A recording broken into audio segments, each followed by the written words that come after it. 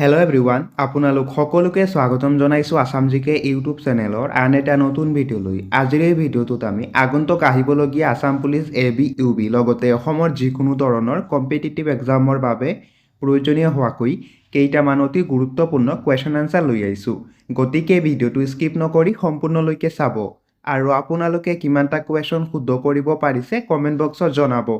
তেনেহ'লে বলকচোন আজিৰ এই ভিডিঅ'টো আৰম্ভ কৰোঁ। আজিৰ আমাৰ ফাৰ্ষ্ট কুৱেশ্যনটো সুধিছে, ব্ৰহ্মপুত্ৰ নদীৰ বৃহত্তম উপনদীখনৰ নাম কি? ব্ৰহ্মপুত্ৰ নদীৰ বৃহত্তম উপনদীখনৰ নাম কি সুধিছে। এই প্ৰশ্নৰ ৰাইট এনচাৰ হৈছে অপশ্যন বি, সোৱণশিৰি। ব্ৰহ্মপুত্ৰ নদীৰ বৃহত্তম উপনদীখনৰ নাম হৈছে সোৱণশিৰি নদী। নেক্সট কুৱেশ্যনটো সুধিছে, অসম ৰাজ্যখন কেতিয়া গঠন হৈছিল? অসম ৰাজ্যখন কেতিয়া গঠন হৈছিল সুধিছে। ইয়াৰ ৰাইট এনচাৰটো হৈছে অপশ্যন বি, 1950 চনত।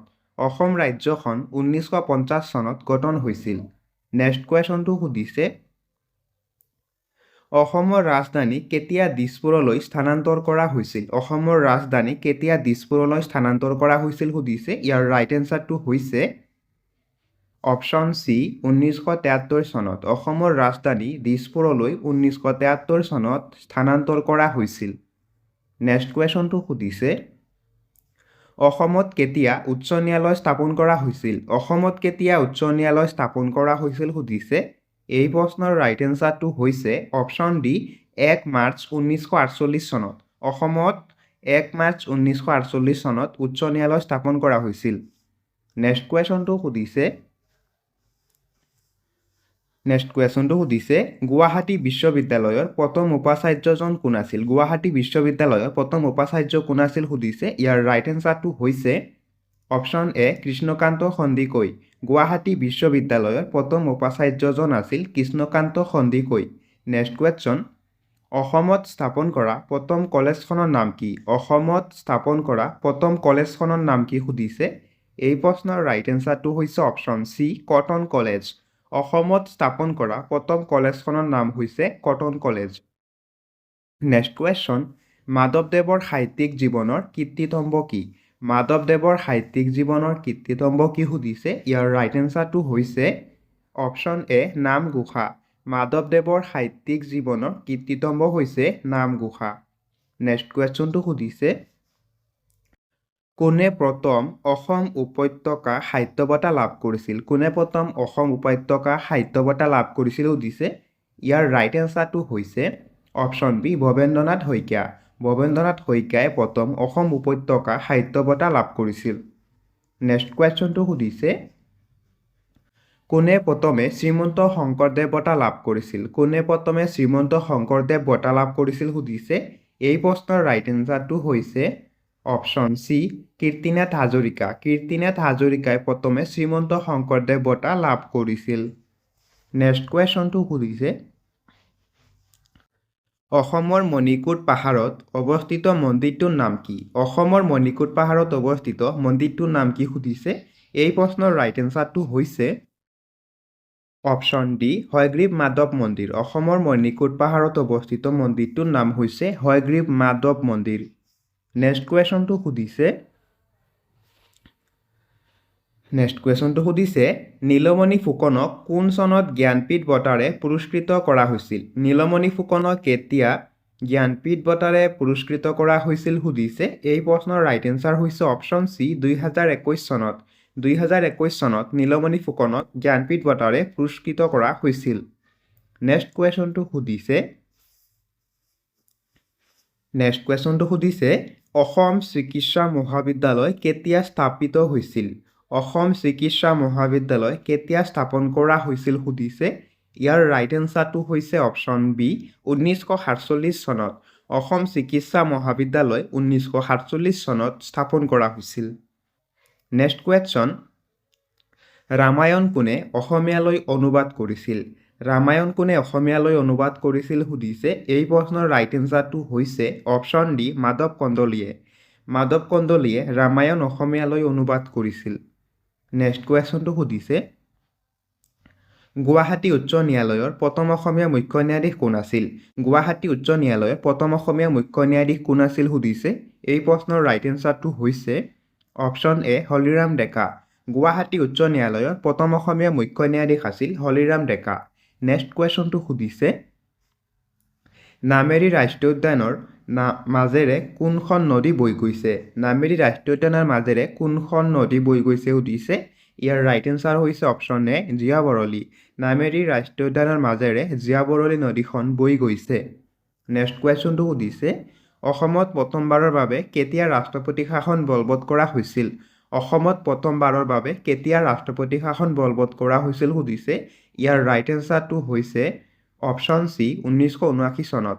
1979 চনত প্ৰথমবাৰৰ বাবে অসমত ৰাষ্ট্ৰপতি শাসন বলবৎ কৰা হৈছিল। নেক্সট কুৱেশ্যনটো সুধিছে অসম সাহিত্য সভাৰ প্ৰথমগৰাকী মহিলা সভানেত্ৰী কোন আছিল? অসম সাহিত্য সভাৰ প্ৰথমগৰাকী মহিলা সভানেত্ৰী কোন আছিল সুধিছে। ইয়াৰ ৰাইট এনচাৰ হৈছে অপশ্যন চি নলিনীবালা দেৱী। অসম সাহিত্য সভাৰ প্ৰথমগৰাকী মহিলা সভানেত্ৰী আছিল নলিনীবালা দেৱী। নেক্সট কুৱেশ্যনটো সুধিছে কিমান চনত অসম ৰাষ্ট্ৰীয় ভাষা প্ৰচাৰ সমিতি গঠন কৰা হৈছিল? কিমান চনত অসম ৰাষ্ট্ৰীয় ভাষা প্ৰচাৰ সমিতি গঠন কৰা হৈছিল সুধিছে। ইয়াৰ ৰাইট এনচাৰটো হৈছে অপশ্যন বি 1938 চনত। 1938 চনত অসম ৰাষ্ট্ৰীয় ভাষা প্ৰচাৰ সমিতি গঠন কৰা হৈছিল। নেক্সট কুৱেশ্যনটো সুধিছে মেডাম মে ফি প্ৰতি বছৰে কোন তাৰিখত পালন কৰা হয়? মেডাম মে ফি উৎসৱ প্ৰতি বছৰে কোন তাৰিখত পালন কৰা হয় সুধিছে। ইয়াৰ ৰাইট এনচাৰটো হৈছে অপশ্যন এ 31 জানুৱাৰী তাৰিখে। মেডাম মে ফি উৎসৱ 31 জানুৱাৰী তাৰিখে পালন কৰা হয়। নেক্সট কুৱেশ্যনটো সুধিছে মেডাম মে ফি উৎসৱ অসমৰ কোন সম্প্ৰদায়ৰ লোকসকলে উদযাপন কৰে? তলত দিয়া অপশ্যনকেইটাৰ ভিতৰত ইয়াৰ ৰাইট এনচাৰটো হৈছে অপশ্যন ডি টাই আহোম সম্প্ৰদায়ৰ লোকসকলে। মেডাম মে ফি উৎসৱটো টাই আহোম সম্প্ৰদায়ৰ লোকসকলে উদযাপন কৰে। নেক্সট কুৱেশ্যন বিশ্বৰ আটাইতকৈ ওখ জলপ্ৰপাতটোৰ নাম কি? বিশ্বৰ আটাইতকৈ ওখ জলপ্ৰপাতটোৰ নাম কি সুধিছে। ইয়াৰ ৰাইট এনচাৰটো হৈছে অপশ্যন চি এঞ্জেল জলপ্ৰপাত। বিশ্বৰ আটাইতকৈ ওখ জলপ্ৰপাতটোৰ নাম হৈছে এঞ্জেল জলপ্ৰপাত। নেক্সট কুৱেশ্যনটো সুধিছে বিশ্বৰ সৰ্বোচ্চ জলপ্ৰপাতটো কোনখন দেশত অৱস্থিত? বিশ্বৰ সৰ্বোচ্চ জলপ্ৰপাতটো কোনখন দেশত অৱস্থিত সুধিছে। ইয়াৰ ৰাইট এনচাৰ হৈছে অপশ্যন এ ভেনিজুৱেলা। বিশ্বৰ সৰ্বোচ্চ জলপ্ৰপাতটো ভেনিজুৱেলা মহাদেশত অৱস্থিত। নেক্সট কুৱেশ্যন দক্ষিণ এছিয়াৰ আটাইতকৈ ডাঙৰ মৰুভূমিখনৰ নাম কি? দক্ষিণ এছিয়াৰ আটাইতকৈ ডাঙৰ মৰুভূমিখনৰ নাম কি সুধিছে। ইয়াৰ ৰাইট এনচাৰটো হৈছে অপশ্যন ডি থৰ মৰুভূমি। দক্ষিণ এছিয়াৰ আটাইতকৈ ডাঙৰ মৰুভূমিখনৰ নাম হৈছে থৰ মৰুভূমি। এতিয়া আহিছোঁ নেক্সট কুৱেশ্যনটোলৈ। নেক্সট কুৱেশ্যনটো সুধিছে থৰ মৰুভূমি ভাৰতৰ কোনখন ৰাজ্যত অৱস্থিত? থৰ মৰুভূমিখন ভাৰতৰ কোনখন ৰাজ্যত অৱস্থিত সুধিছে। ইয়াৰ ৰাইট এনচাৰটো হৈছে অপশ্যন বি ৰাজস্থান। থৰ মৰুভূমিখন ভাৰতৰ ৰাজস্থান ৰাজ্যত অৱস্থিত। নেক্সট কুৱেশ্যনটো সুধিছে ডুৰাডু কাপৰ প্ৰথম সংস্কৰণ ক'ত অনুষ্ঠিত হৈছিল? ডুৰাডু কাপৰ প্ৰথম সংস্কৰণ ক'ত অনুষ্ঠিত হৈছিল সুধিছে। ইয়াৰ ৰাইট এনচাৰ হৈছে অপশ্যন বি চিমলা। ডুৰাডু কাপৰ প্ৰথম সংস্কৰণ চিমলাত অনুষ্ঠিত হৈছিল। নেক্সট কুৱেশ্যনটো সুধিছে সংস্কৃতি মন্ত্ৰালয়ৰ দ্বাৰা স্বীকৃতিপ্ৰাপ্ত ভাৰতত মুঠ কিমানটা শাস্ত্ৰীয় নৃত্য আছে? তলত দিয়া অপশ্যন চাৰিটাৰ ভিতৰত ইয়াৰ ৰাইট এনচাৰটো হৈছে অপশ্যন ডি 9টা। সংস্কৃতি মন্ত্ৰালয়ৰ দ্বাৰা স্বীকৃতিপ্ৰাপ্ত ভাৰতত মুঠ 9টা শাস্ত্ৰীয় নৃত্য আছে। নেক্সট কুৱেশ্যনটো সুধিছে সংগীত নাটক একাডেমীৰ দ্বাৰা স্বীকৃত ভাৰতত মুঠ কিমানটা শাস্ত্ৰীয় নৃত্য আছে? তলত দিয়া অপশ্যনকেইটাৰ ভিতৰত ইয়াৰ ৰাইট এনচাৰটো হৈছে অপশ্যন বি 8টা। সংগীত নাটক একাডেমীৰ দ্বাৰা স্বীকৃত ভাৰতত মুঠ 8টা শাস্ত্ৰীয় নৃত্য আছে। নেক্সট কুৱেশ্যনটো সুধিছে সংবিধান সভাৰ প্ৰথমখন অধিৱেশন ক'ত অনুষ্ঠিত হৈছিল? সংবিধান সভাৰ প্ৰথমখন অধিৱেশন ক'ত অনুষ্ঠিত হৈছিল সুধিছে। ইয়াৰ ৰাইট এনচাৰটো হৈছে অপশ্যন বি নতুন দিল্লী। সংবিধান সভাৰ প্ৰথমখন অধিৱেশন নতুন দিল্লীত অনুষ্ঠিত হৈছিল। নেক্সট কুৱেশ্যনটো সুধিছে বড়োলেণ্ড টেৰিটৰিয়েল কাউন্সিলৰ মুঠ কিমানখন জিলা আছে?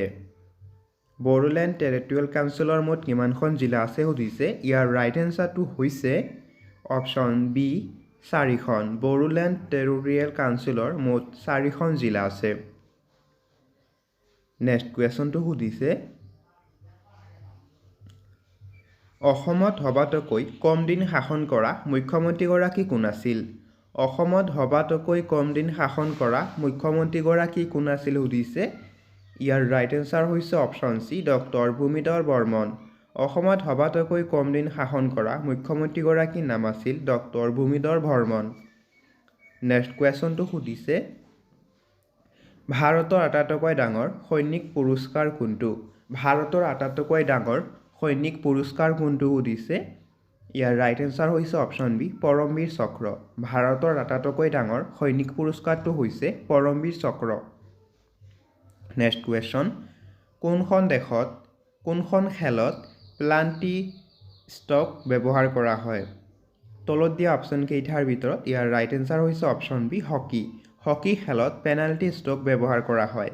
নেক্সট কুৱেশ্যনটো সুধিছে কোন চনত অসহযোগ আন্দোলন আৰম্ভ হৈছিল?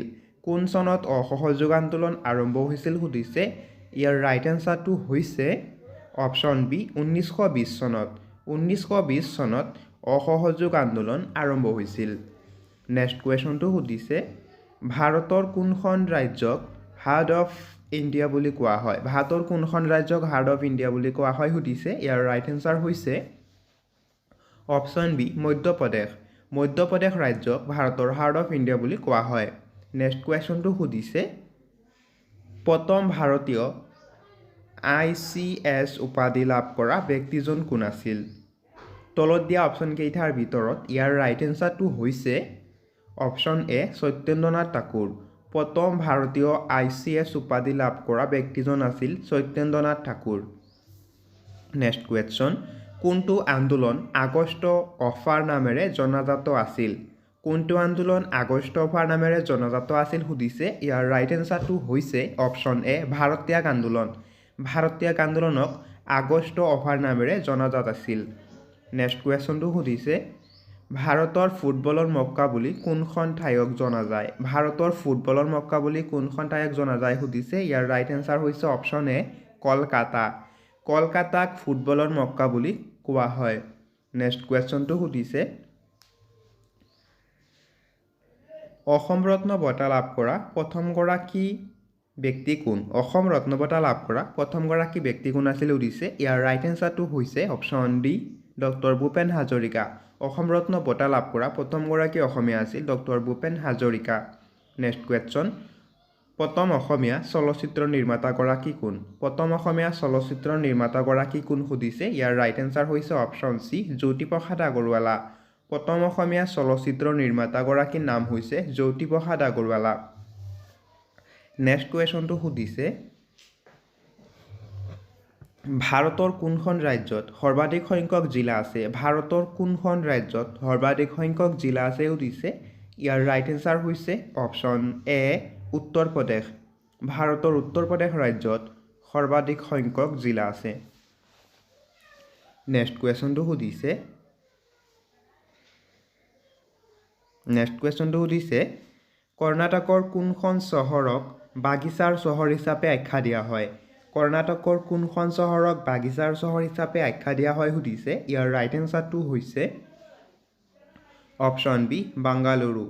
কৰ্ণাটকৰ বাংগালুৰু চহৰক বাগিচাৰ চহৰ বুলি আখ্যা দিয়া হয়। নেক্সট কুৱেশ্যন অন্ধ্ৰপ্ৰদেশৰ আঞ্চলিক ভাষা কি? অন্ধ্ৰপ্ৰদেশৰ আঞ্চলিক ভাষা কি সুধিছে। ইয়াৰ ৰাইট এনচাৰটো হৈছে অপশ্যন বি তেলেগু। অন্ধ্ৰপ্ৰদেশৰ আঞ্চলিক ভাষা হৈছে তেলেগু। নেক্সট কুৱেশ্যনটো সুধিছে ভাৰতৰ প্ৰথম মহিলা প্ৰতিৰক্ষা মন্ত্ৰী কোন? ভাৰতৰ প্ৰথম মহিলা প্ৰতিৰক্ষা মন্ত্ৰী কোন সুধিছে। ইয়াৰ ৰাইট এনচাৰটো হৈছে অপশ্যন এ নিৰ্মলা সীতাৰমণ। ভাৰতৰ প্ৰথম প্ৰতিৰক্ষা মন্ত্ৰী হৈছে নিৰ্মলা সীতাৰমণ। নেক্সট কুৱেশ্যন অসম উপত্যকা সাহিত্য বঁটা লাভ কৰা অনুষ্ঠানটোৰ নাম কি? অসম উপত্যকা সাহিত্য বঁটা প্ৰদান কৰা অনুষ্ঠানটোৰ নাম কি সুধিছে। ইয়াৰ ৰাইট এনচাৰটো হৈছে option C Williams Magor educational strike. Next কুৱেশ্যনটো সুধিছে অসমৰ কোনখন জিলাত সৰ্বাধিক সংখ্যক চাহ বাগিচা আছে? অসমৰ কোনখন জিলাত সৰ্বাধিক সংখ্যক চাহ বাগিচা আছে সুধিছে। ইয়াৰ ৰাইট এনচাৰটো হৈছে অপশ্যন বি ডিব্ৰুগড়। অসমৰ ডিব্ৰুগড় জিলাত সৰ্বাধিক সংখ্যক চাহ বাগিচা আছে। নেক্সট কুৱেশ্যনটো সুধিছে পৃথিৱীৰ কোনখন দেশক বজ্ৰপাতৰ ভূমি বুলি জনা যায়? পৃথিৱীৰ কোনখন দেশক বজ্ৰপাতৰ ভূমি বুলি জনা যায় সুধিছে। ইয়াৰ ৰাইট এনচাৰটো হৈছে অপশ্যন ডি ভূটান। ভূটানক বজ্ৰপাতৰ ভূমি বুলি জনা যায়। নেক্সট কুৱেশ্যনটো সুধিছে ভাৰতৰ উত্তৰৰ পৰা দক্ষিণলৈ মুঠ দৈৰ্ঘ্য কিমান? ভাৰতৰ উত্তৰৰ পৰা দক্ষিণলৈ মুঠ দৈৰ্ঘ্য কিমান সুধিছে। ইয়াৰ ৰাইট এনচাৰটো হৈছে অপশ্যন বি ৩,২১৪ কিলোমিটাৰ। ভাৰতৰ উত্তৰৰ পৰা দক্ষিণলৈ মুঠ দৈৰ্ঘ্য হৈছে ৩,২১৪ কিলোমিটাৰ। নেক্সট কুৱেশ্যন ভাৰতৰ পূবৰ পৰা পশ্চিমলৈ মুঠ দৈৰ্ঘ্য কিমান? তলত দিয়া অপশ্যন কেইটাৰ ভিতৰত ইয়াৰ ৰাইট এনচাৰটো হৈছে অপশ্যন ডি ২,৯৩৩ কিলোমিটাৰ। ভাৰতৰ পূবৰ পৰা পশ্চিমলৈ মুঠ দৈৰ্ঘ্য হৈছে ২,৯৩৩ কিলোমিটাৰ। নেক্সট কুৱেশ্যন ২০২২ চনৰ অসমৰ কোনে অৰ্জুন বঁটা লাভ কৰিছে? ২০২২ চনত অসমৰ কোনে অৰ্জুন বঁটা লাভ কৰিছে সুধিছে। ইয়াৰ ৰাইট এনচাৰটো হৈছে অপশ্যন এ নয়নমণি শইকীয়া। ২০২২ চনত অসমৰ নয়নমণি শইকীয়াই অৰ্জুন বঁটা লাভ কৰিছে।